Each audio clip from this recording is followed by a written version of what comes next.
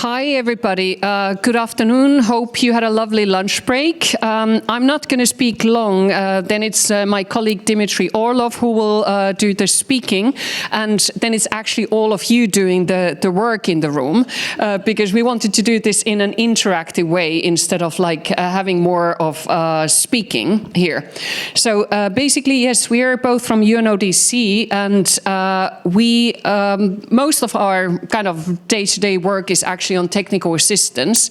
So the Global Fraud Summit is really just kind of, I don't know, the icing on the cake kind of thing. But most of our day-to-day life is on technical assistance to developing countries. And why do we actually work on fraud is clearly because it's exploding. We all know. It is rapidly going up. The numbers are through the roof.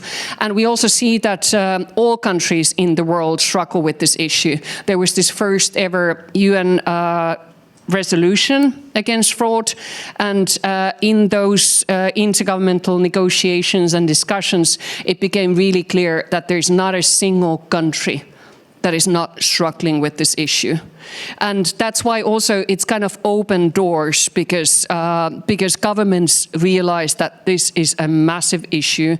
And as we heard from some of the panelists, it's likely to get worse. And we see the data that exists. We also heard that there's not enough data, but the data that exists, the numbers are really scary. Over 442 billion lost globally. Gaza numbers, over 50% of companies reported experiencing fraud, and so forth. And we still lack the data. So there's a lot more that we need to do, and we need to bring countries together to talk about these issues. And that's what the UN is really for. The UN has incredible convening power. Even the way the world is polarized today, we still have that convening power because all the countries come to the UN, even if they're at war with each other and so forth. They still do come and they talk to each other, and that's the beauty of the UN as well. So what do we as UNODC do? We basically align international responses. And that's what the Global Fraud Summit is about. So that's where we'd really like to have these key outcomes. And Dmitry will talk more about the public-private partnership framework. That's going to be the focus of this particular session. We develop tools, we build capacity. There was a question about that in the previous panel as well. We build capacity. That's kind of our day-to-day work. We have presence in developing countries, more than 100 developing countries we have offices in, and we do this on a sustainable basis. Our colleagues remain in the country and work with developing countries to build their capacity, because our kind of mantra is leave no one behind. So that's what we try to do. We try to bring everybody on board to tackle fraud. Also, we raise awareness. Education is one of the key issues, primary, secondary, tertiary level. And perhaps, the most important is starting with the small kids already. And from there on, moving towards the future leaders of the world and so forth. And also we collect and disseminate knowledge, for example, through the Sherlock portal, where we will start populating the portal on fraud-related data. So these are some of the tools. The issue paper on organized fraud was already published. It's out there. The next one is going to be the Handbook on Effective Communication Strategies.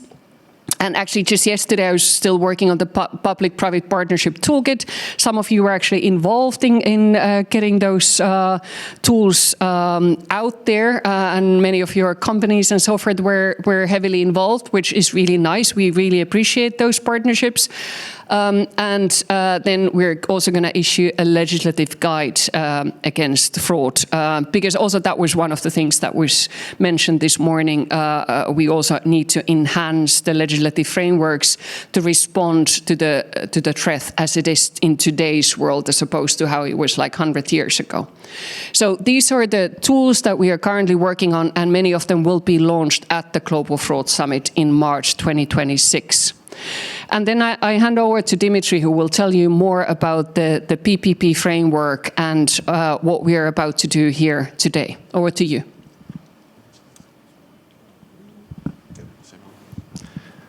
Thank you so much. So, the reason why we actually gathered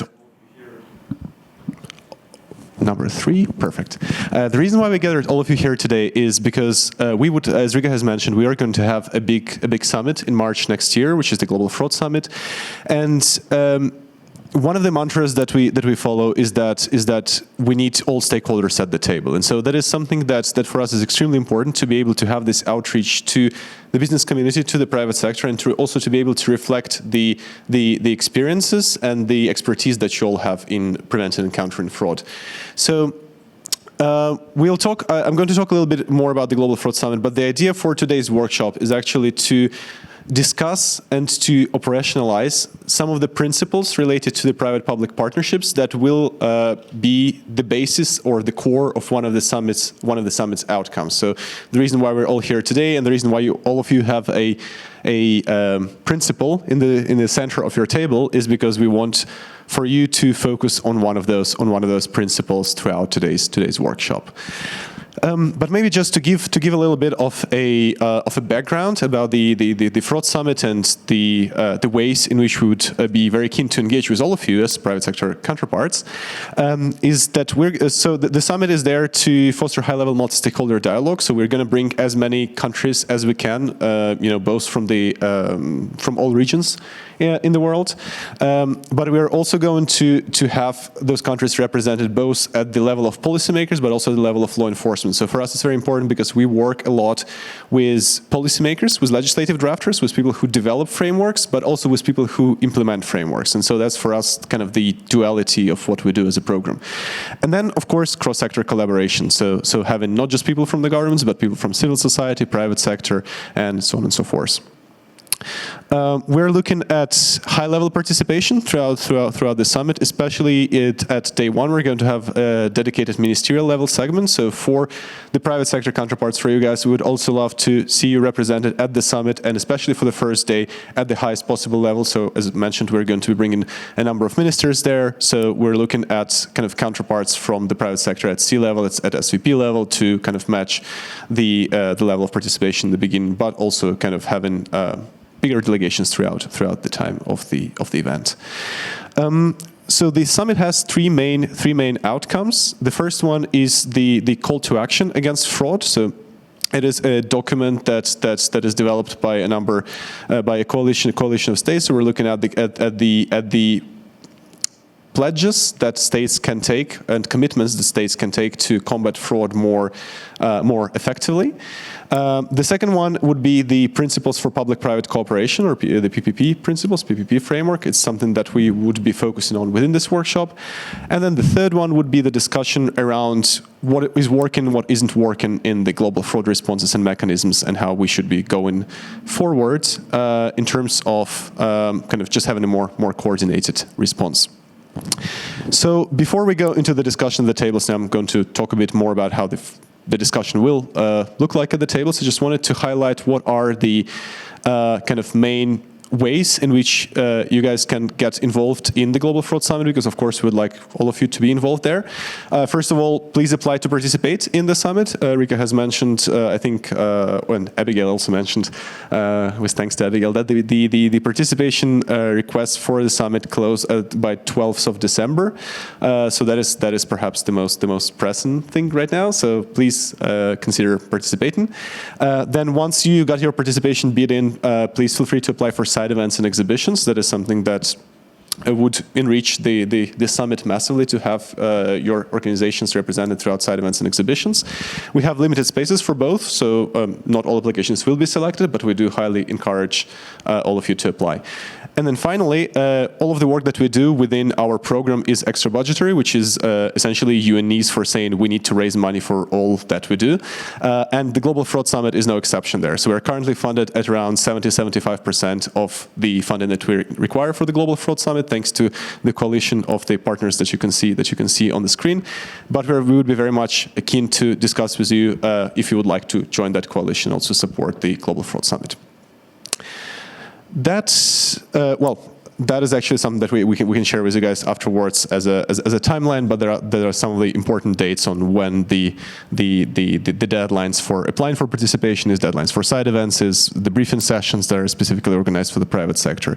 But just remember those 2 main dates from the previous slide: 12th December for participation, 16th of January for side events and exhibitions. Maybe take a picture of this slide, because it might take me a moment to locate everybody who participated, because I don't think we have signed in for this session. So yeah, I'm just going to leave this on for a moment.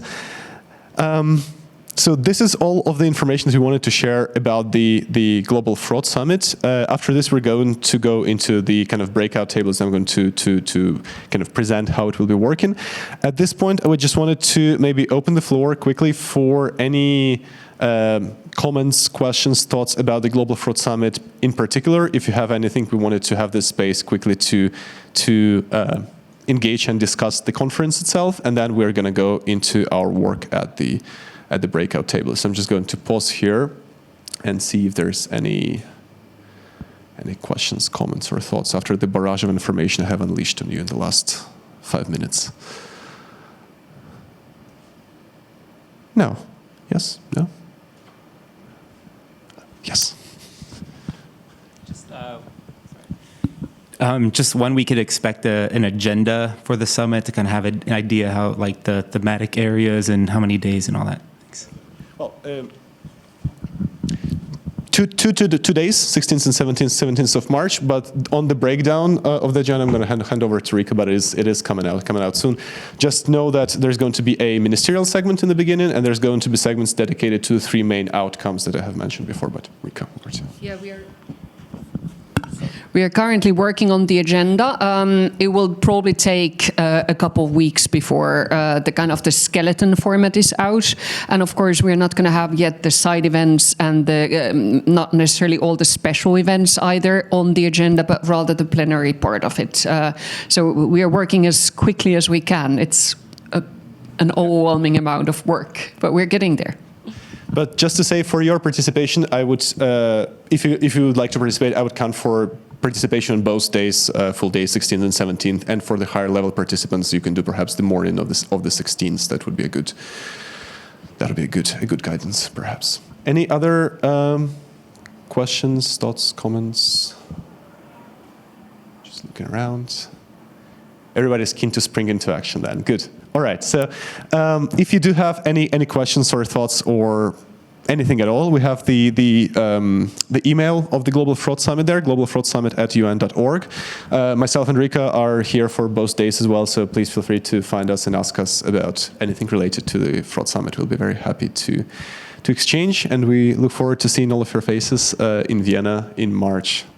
So, without further ado, I think we can then move on to the kind of core of the work that we have, and I will stop speaking and let you guys speak at the tables. So essentially, as we have mentioned before, the Global Public-Private Partnership is currently a framework. When we're saying it is a framework, it means that we have the main principles that have been outlined. We have those 6 principles, and you have one of those principles at each one of your tables that have been developed jointly. But what we don't have so far are the specific practices and tactics that can be used to operationalize those principles. And so Riikka already mentioned it before in the plenary. It is hard to get states, and it's hard to get any stakeholders, if you have 600 stakeholders together, to agree on what those tactics are supposed to be specifically. So a caveat here is that I think that the principles are what are going to form the kind of basis of the discussion around the PPs in the summit. But what we would like to do is to have those discussions in the run-up to the summit that essentially answer the question, so what? You have a principle of shared responsibility, so what? How is it supposed to be operationalized? And so this event here is one of those events that we'd like to use as a basis for those discussions. And we are going to try at each of the tables to work on the so what, on the what are the tactics, what are the specific implementation practices that can be used to bring this principle into action. And so we have six main principles. One is shared responsibility, that the governments and the private sector and all the stakeholders carry in preventing and countering fraud. The second one is proactive and coordinated prevention, so looking at resolving the problem before it occurs, or rather mitigating some part of the problem. Information sharing as a basis of cooperation is the third one. Victim support and creating mechanisms for the victims' voices to also be heard in the development of responses against fraud. Education for public and businesses, and finally innovation and adaptability. So each of the tables has one of the principles. If you are sitting at a table that does not have a principle on it, that is a cue to find a table that has a principle on it, because that would be the best format in which you would be able to participate in the work. I still see there are, I think, a couple of spots at the tables with number 3 and 4, if I'm not mistaken. And that being said, we are going to move into the workshop now, into the small group work. So there is going to be two rounds of discussion at the table. They're going to be led by your great moderators that we have at each of the tables. Hopefully you've already located your moderator. And in the first round, we are going to explore the principle. So we're going to discuss why is it important and whose needs does it address most. And then we're going to identify several key pain points that are related to obstacles, barriers, and opportunities related to that principle. So in this case, we're having a kind of free ideation exercise. We're trying to pick up on as many ideas as possible related to the principle, and then we're going to cluster them into groups of problems, so to say. I'm going to stop at this point. I'm going to hand over to our moderators at each table, and I'm going to start our clock for the first round of discussion. Before I do that, any questions from the tables? No. Perfect. So then I am shutting up and handing over to our very able moderators. Thank you.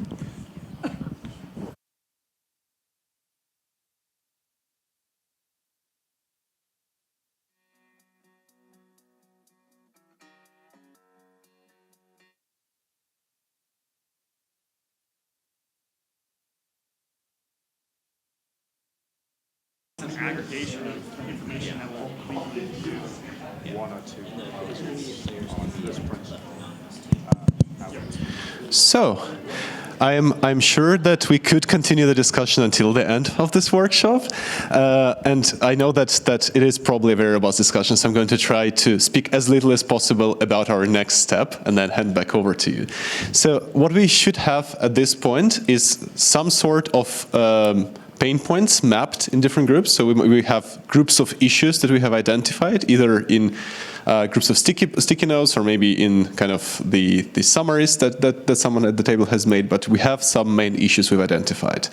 So what we want to do now is based on those issues, we want to look at specific actions that can be taken under each of those principles to operationalize the principles. So essentially suggestions of what policymakers can do or what, public-private partnerships can be done in order to bring this into action. How we're going to do this is using the sheet that's in front of all of you. It's called a round-robin sheet. It should have it should actually have 4 fields. It printed in a way, unfortunately, that only has 3 fields, but I'm going to explain to you how it functions with 4 fields. And just pretend there's a 4th field that's at the back of it. You're just going to use the back of the same sheet for the 4th field. If there's someone who doesn't have a round-robin sheet, please raise your hand, and you're going to get one, because there might be groups that are larger. Everybody has one? Perfect. Okay, that is even easier. Good. So what we're going how we're going to do a round robin is as follows. In the first area, the very first at the top, each one of you is going to choose one group of challenges, one area that you have identified through your previous discussions, and write it down. It can be quite schematic. It doesn't need to be more than one sentence, but so that the next participant understands it. You write it down, and then you write your suggested response. We need some kind of concrete action that can be taken either by policymakers or through a PPP or by private sector alone sometimes. And you write this down in the second part of it. So in the first part of the sheet, you write down the challenge. In the second part of the sheet, you write down the response that you suggest. and you stop there. By the way, try to use good handwriting. I'm very guilty of that. Like whenever I'm doing this exercise, I have people coming back to me saying like, "What have you written?" Yeah, I know. I empathize with all of you guys who have made a sound for this one, because that's me as well. But please try. So once you have the challenge and the response, we're going to stop there. And then what you're going to do is you're going to hand it over to the person clockwise from you. And then that person is going to be the critic of your solution. So they're going to look at it and to say why it's going to fail, what are the problems.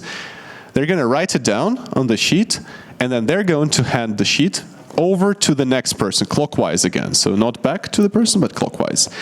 And then this is where the fourth area comes in, which is not printed on this, but we're all pretending that it is. So we just turn over the sheet to the back. And then at the back, you write down a new action, or rather a refined action, that incorporates the critique of the previous person and resolves it into a more viable concept. All of those steps are timed. The time will be short. This is the idea for this exercise, because we try to put ourselves under pressure to ideate. I will announce the moments at which we pass the sheets. And we're going to have 3 minutes for the first one, so 3 minutes to come up with implementation action, 4 minutes to critique, and 5 minutes to refine. And then after we do this, we're going to end up with multiple solutions at the table. And then through free discussion at the table, we're going to identify 3 or 4 of them that we would like to carry forward and present afterwards. Any questions? If yes, then you have our moderators at the tables. Good. All right. I am going to start the clock. We write down in the next 3 minutes, we write down 1 group of challenges each. Every person writes down 1 group of challenges and 1 solution they propose to resolve it. And 3 minutes start now.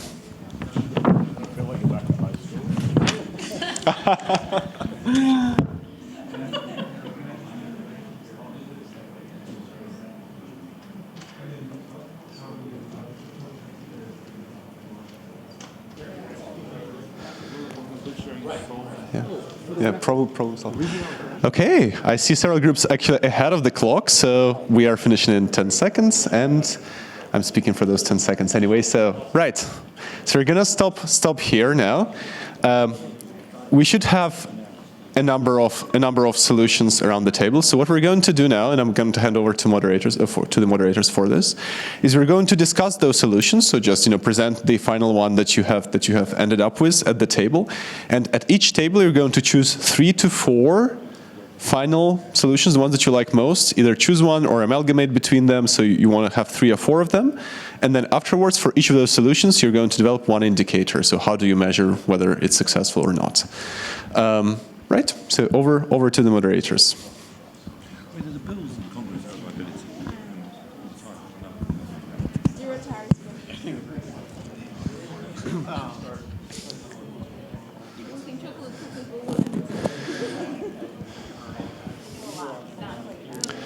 Perfect, and we will be wrapping up now. I know there's still a lot to discuss.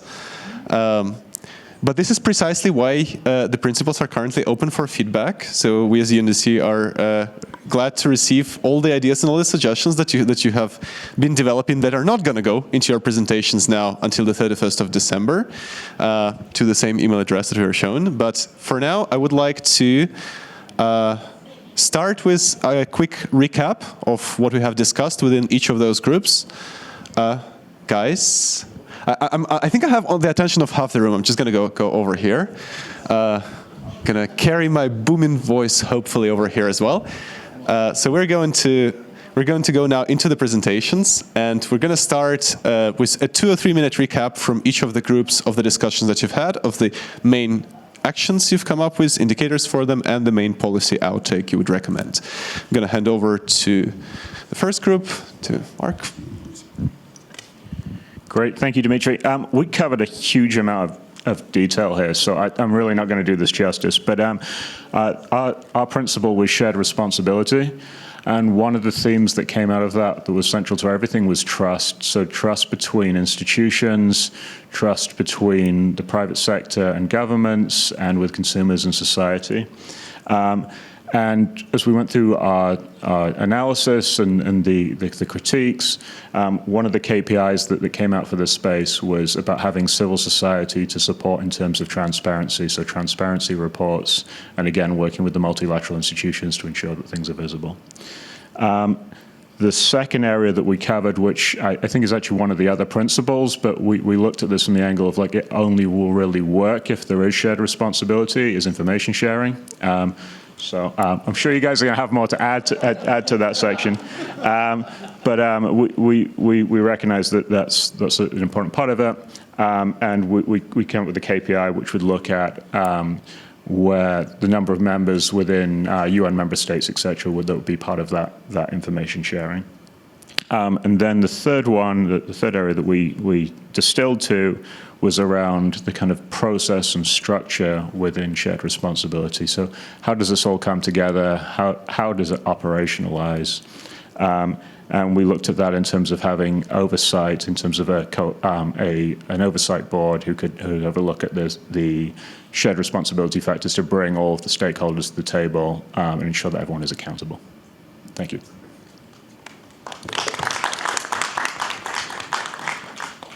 Thank you so much. Thank you so much for the overview of the shared responsibility principle. Going to go over to the second one, which is proactive and coordinated prevention. Ditto. We actually aligned on very similar KPIs. Our top actions were around better coordination. So how do we use things like GASA, things like Global Fraud Summit, and other like existing multilateral intra-industry and cross-sectoral groups? How do we like combine those a bit better and align those in similar ways? The KPI there is like growth of participation in these larger cross-sectoral engagements. How do we bring more people into the same tents and better resist the temptation to create new, smaller ones, but like work on merging and cross-pollinating those. Another was around how do we influence and improve governance and rule of law in the scam exporting countries. And we didn't really come up with a great KPI there other than did Beijing make an action or not? But we can also look at are scam compounds being shut down? Are business models changing of these actors? Are the actors themselves getting thrown in jail and facing more direct consequences? We also gave a shout out to information sharing because how can you not when you're talking about prevention? And kind of back, information sharing is great. Kind of back to the coordination, how can we build kind of a better business bureau, a trusted network? And this could be a lot of GSE, which has their panel at the same time, so underrepresented at the moment. Of these are great signals, you must ingest them or you should ingest them and take action on them. How can we drive that? And how can we measure that would be both the number of signals going in and being validated by multiple parts of the larger community, as well as how many signals are now no longer accurate because they've been shut down, because they are no longer active and enough people have taken action on them or enough core infrastructure has taken action that those signals are defunct and expired. Very spotlighted. Thank you so much. All right, we're going to go over to information sharing. Andre, over to you. So obviously the best, most important principle is, of course, information sharing. Apologies, I'm going to face this way so I don't have to look at the people in the back. So we've got a kind of a single sentence of, so we need to enable proactive data sharing by positive intervention by regulators and legislators to remove legal, cost, and technological barriers. And the KPIs we've got are relatively straightforward, but remarkably complicated also, which are volume of signals shared, quality of signals shared, so you've got to remove the noise, uptake and usage of signal sharing by various actors, timing and frequency of signals to make sure that those signals are shared in real time, and to ensure that the volume of, to increase the volume of fraud proceeds denied to criminals as a result of data sharing.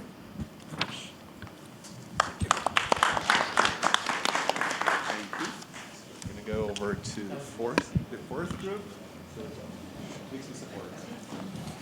Hey, So we had a couple of sort of, like, I would say our core theme was victims don't know where to report, and when they do report, they don't always get a response.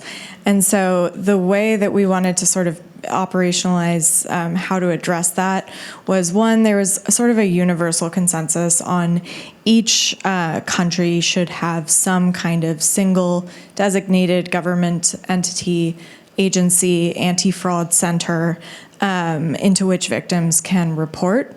And that center should be responsible for responding to those reports. So one of the KPIs we had, which is sort of broken out from that, which is to say, we think that should exist, but also, even in the absence of that, one of the core KPIs that we should hold others accountable to is a response rate, ideally within a week. So if you report to IC3, if you report to a tech platform, you are getting a response and acknowledgement of that report within a week. So that was one of the core KPIs, and we kind of broke that out from the concept of, like, we don't need to wait on a single government agency in every country in order to hold people accountable to that KPI. And then the other idea was some kind of centralized hotline. Again, this is something we've seen in other countries to help people understand whether they are perhaps for people to call in the event that they might be part of a scam. And so one of the KPIs we use for that is the KPI that is being used in Singapore right now for their hotline, which is like where in the life cycle of a scam a scam is reported. So is it being reported mid-scam, or pre-scam, where they're like, I think this person might be a scammer, mid-scam, where it's like, I think I may be engaged in a scam, or after the scam where they realize. And so shifting it to, as Ken says, left of boom, and making sure there's a higher confluence of reports coming into the hotline at that left of boom stage in the life cycle. And I think that sort of like generally covers, victim support.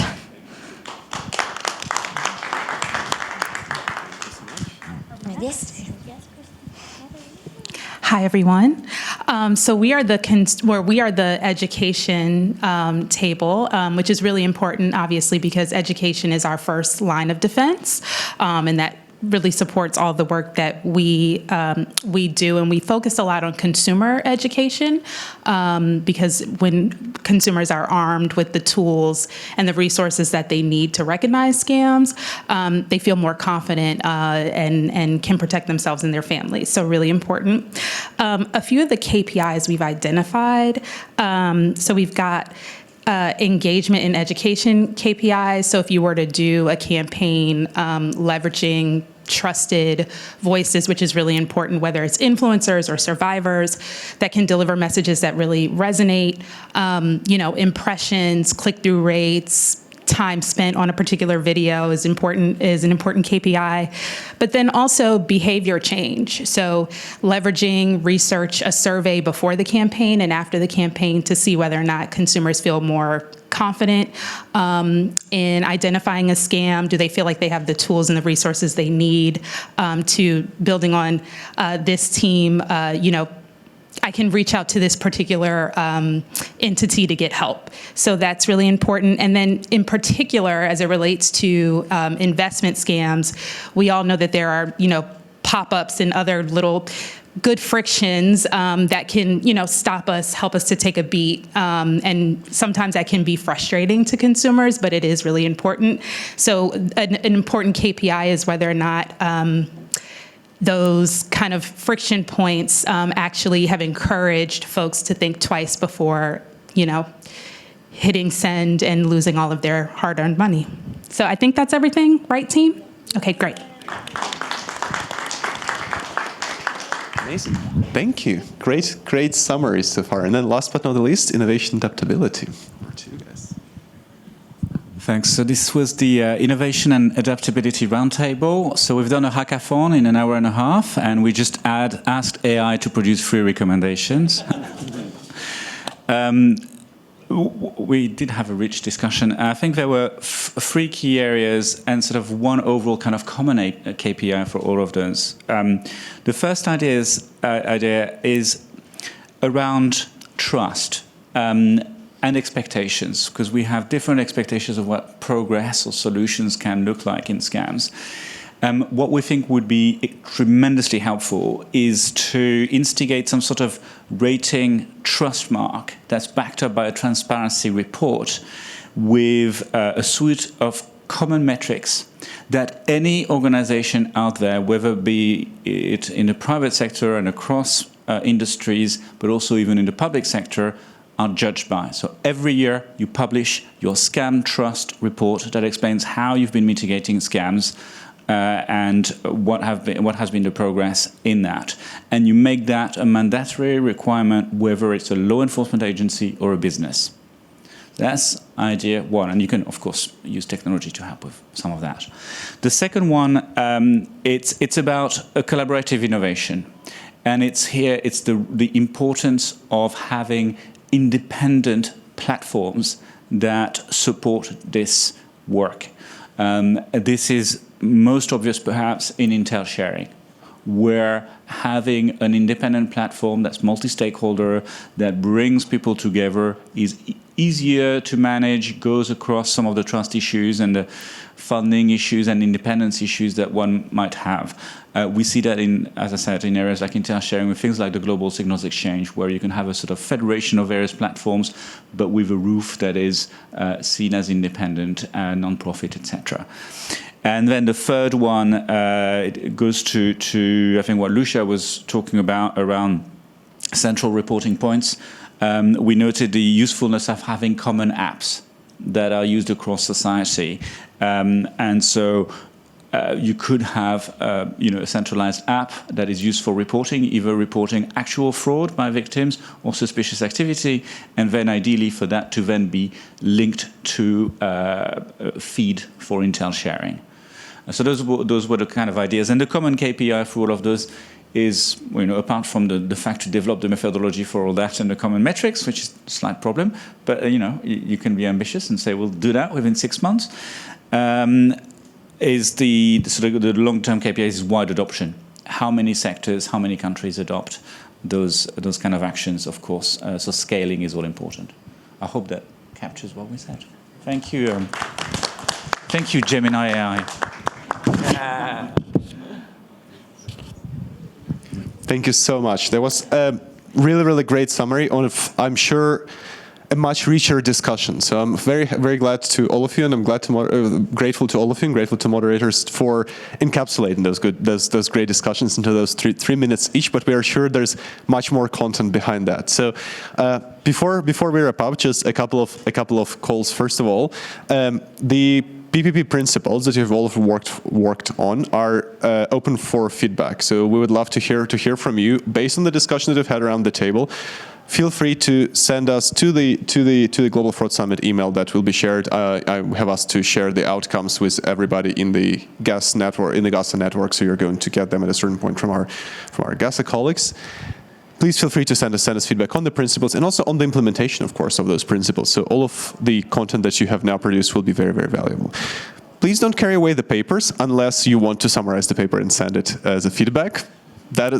If you're going to do that, I'm going to love you forever. But if you're not going to do that, then at least leave the papers for us to be able to refer to them in our future work on refining the principles as we go towards the Global Fraud Summit. A couple of final dates, again, for you to remember. Please, if you're not registered yet, register until the 12th of December. Please send us feedback on the principles by the end of the year. And if you are registered, please register for side events and exhibitions, and hopefully see all of you in Vienna. Thank you so much.